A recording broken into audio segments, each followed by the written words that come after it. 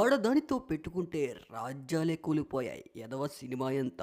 విజయ్ దేవరకొండ పరిస్థితి కూడా ఇలానే ఉంది. విజయ్ దేవరకొండ సినిమా ఫ్లాప్ అయితే most happiest person in world Anasuya గారు ఫీల్ అవుతారు. లేటెస్ట్ గా విజయ్ తీసిన ఫ్యామిలీ స్టార్ అనే మూవీ థియేటర్ లో మంచి టాక్ సంపాదించుకున్నా కూడా సినిమా మాత్రం అంతంత మాత్రానే ఆడింది. అయితే రీసెంట్ గా Vijay Deverakonda PR team family star cinema release అవ్వకముందే ఆ సినిమాపై నెగిటివ్ టాక్ ని స్ప్రెడ్ చేశారని Deverakonda PR team cyber crime లో కంప్లైంట్ కూడా ఇచ్చారు. అసలు విజయ్ దేవరకొండని టార్గెట్ చేయవలసిన అవసరం ఎవరికి ఉంది? అసలు ఎందుకు విజయ్ దేవరకొండపై నెగిటివ్ స్ప్రెడ్ చేస్తున్నారు?